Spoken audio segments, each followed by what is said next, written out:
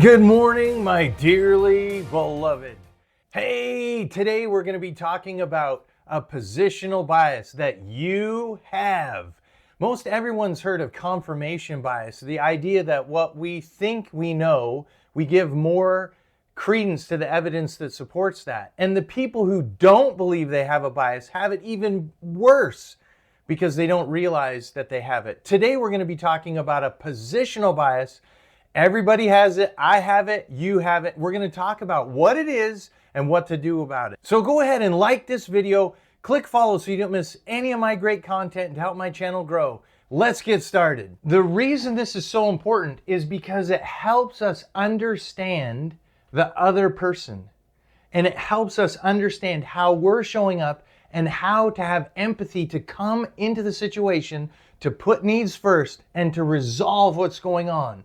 If we don't have an understanding of our positional bias, we tend to lean towards our own position. We judge the people who are in the different position, and it creates distance between us and our loved ones and us and other people. So let's dive right in and get started. So I was driving to Tri-Cities yesterday and I saw this in practice. And this is the easiest example that I can think of to help you understand positional bias. So here's a highway and here's an on-ramp. So here's a car.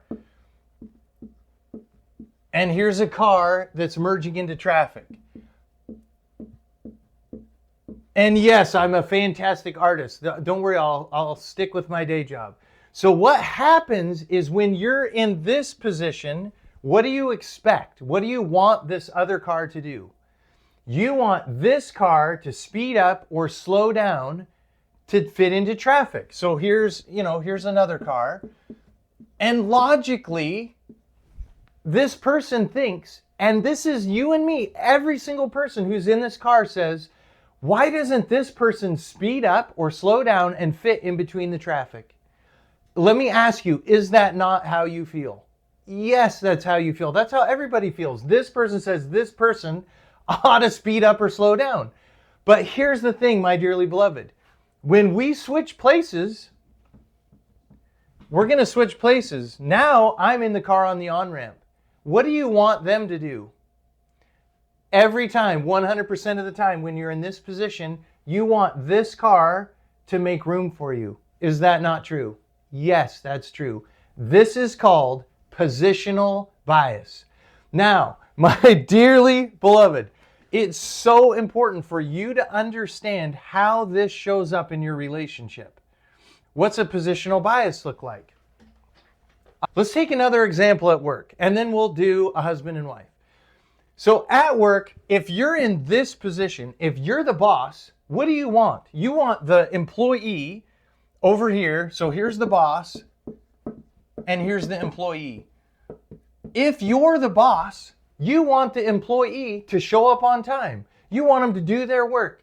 You want them to have a good attitude. You want them to be a good producer. What do you want them to do? You want them to speed up and merge into traffic, into your lane. Is that not true?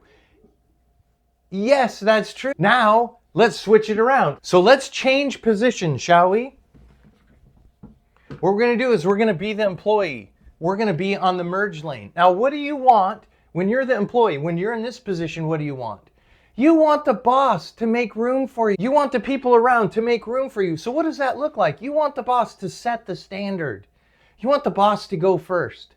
You want the boss to lead by example. Isn't that reasonable? 100%. If you're in this position, you expect a certain thing. If you're in this position, you expect a certain thing. And they're both reasonable. Neither one is wrong. The trouble is we don't place ourselves in the other person's position to understand what they're looking for so that we change our behavior.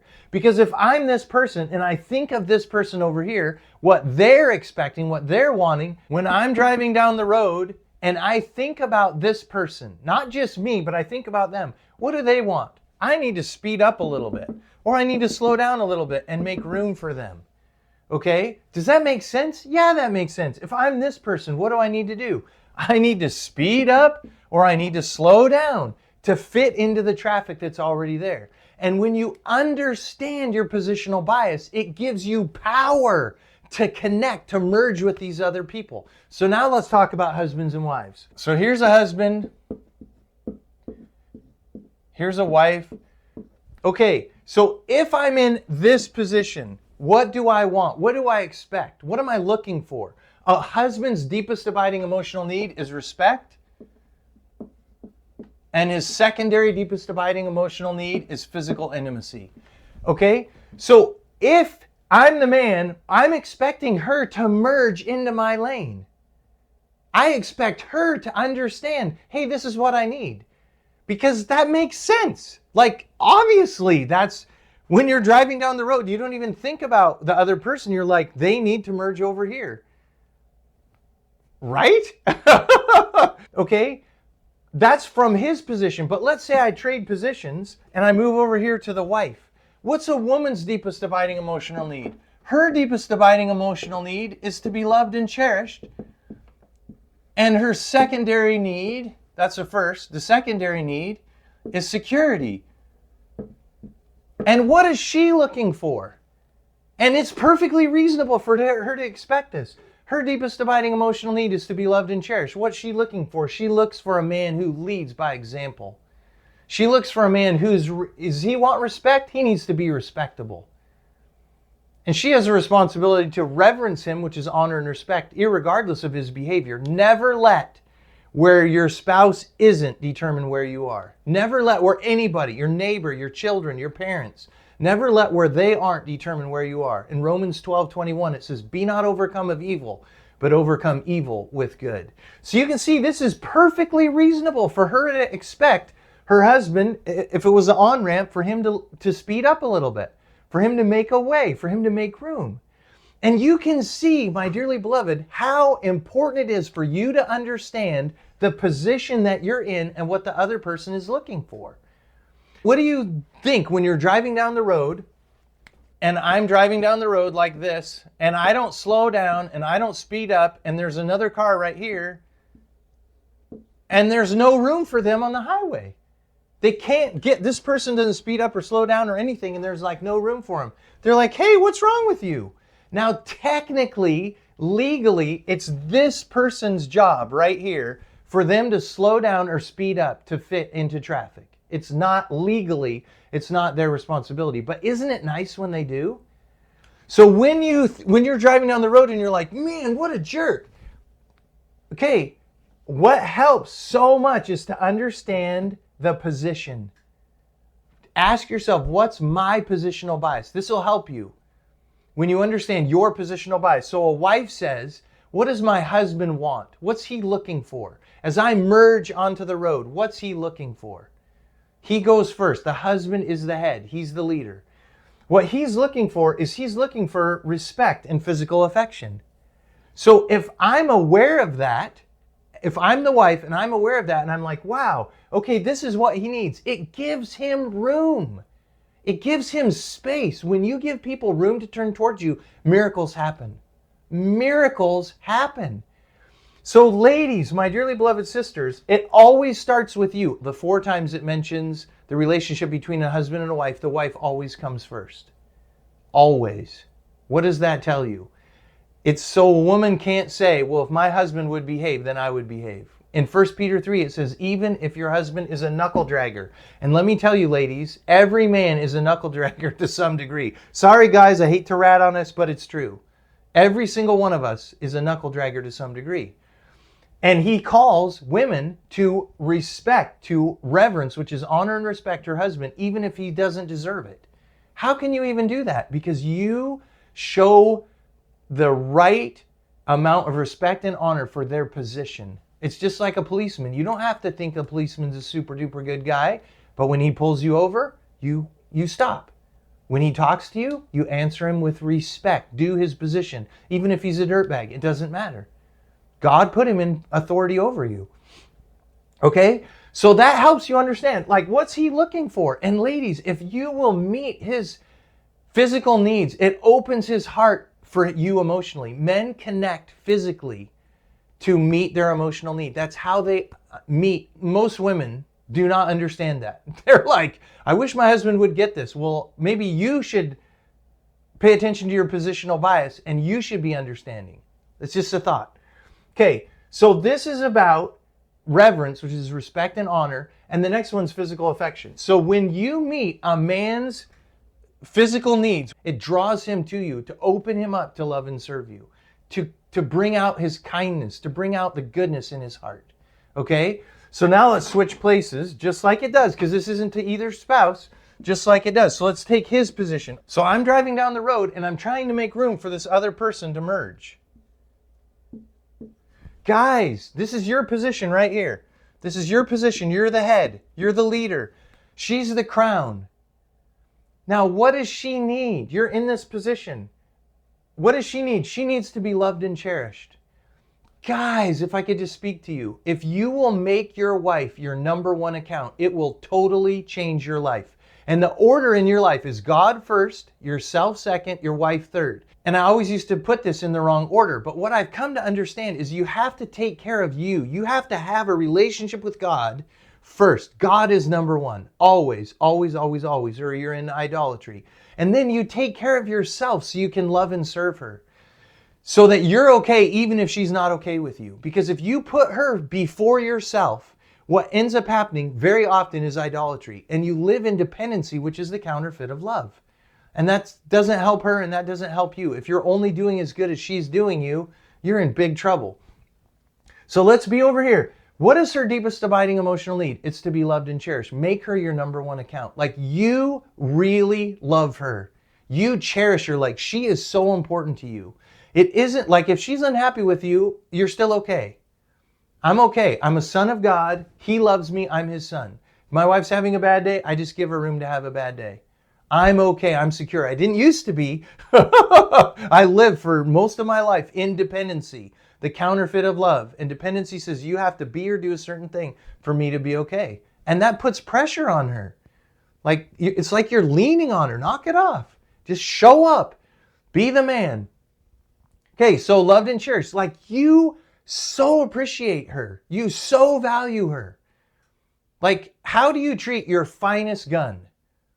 You take good care of it. You oil it. You clean it when you're done shooting it. You put it away with a desiccant so it, you oil the stock. Like you don't just throw it in the closet.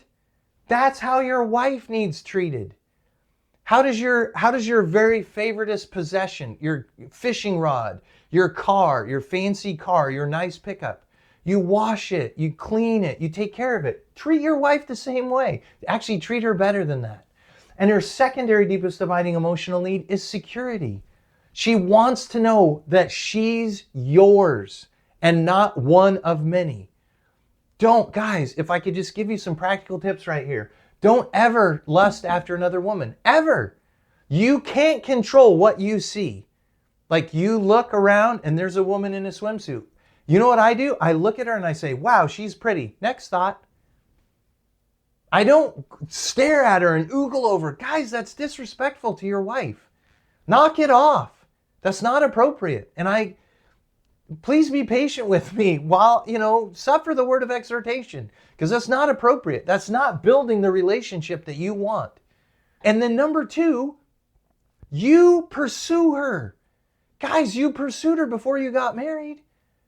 And very often what happens in a relationship is you get married, everything's going along good, and then he starts to slow down because he already got, he got his prize. He won, so he starts to slow down.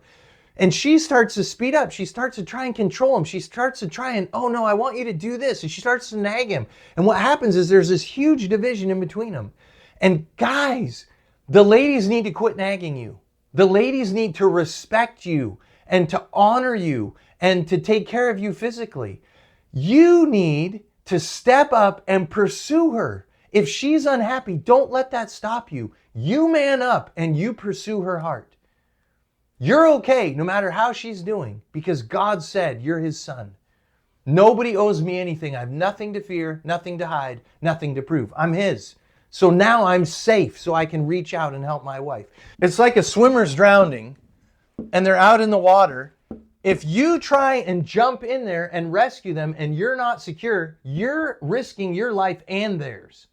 But if I'm over here on the shore and I'm secure, I throw a life ring to my wife, I'm secure. Like, she's not threatening me. She can't drown me because I'm on the shore or I'm in a boat. Okay? So I'm secure. Now I can help her. And guys, the best marriages, and this is 100% validated by all modern psychology. This is biblical. This is validated by John Gottman. Guys, if you'll make room for her and you have space for her to feel all her feelings, because her emotional bandwidth is this big, yours is this big. And when you're secure in yourself and she can feel all her feelings and you're okay with it, you're okay with her, you can comfort her, you're going to open her heart. Her heart is going to open to you like this because she's secure in your love. She has a bad day and you don't get mad when she gets mad. You just give her room. Do you see? That's her secondary deepest dividing emotional need. Just like a woman meeting a man's physical needs opens his heart. Do you see how that security? She can feel all her feelings and it's okay. She's not bad. She's not, you don't push her away. You totally accept her. You don't walk out of the room. You give her room to be all over wherever she is. Sometimes a woman's emotions drive her crazy. And just be with her. Just validate her. Just love her. Don't try and fix her. And guys, when you understand, my dearly beloved brothers and sisters, when you understand your positional bias and you understand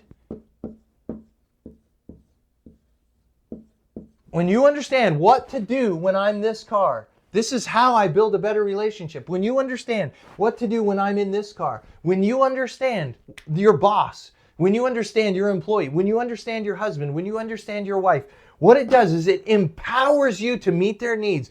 You turn towards them. It gives them room to turn towards you. It empowers them for you to connect, to merge so that you can do amazing things together. And I always like to end my messages with hope. My dearly beloved, no matter where you've been, no matter what's gone on, no matter how horrible it's been behind you, yesterday really did end last night. Today's a brand new day and it's yours. You're not a tree. You can move. You can say, I don't want my life to be like this. I did that. My life was horrible. It was miserable. It was a mess. And I said, I'm not going to do this anymore. And I can't change anyone else, but I can change me. And here's the thing. Nothing changes until you change. But when you change, everything changes. I'm your host, Matthew, Ambassador of Hope Richards Hagen. Like, subscribe, follow, comment. Have a great day and God bless you.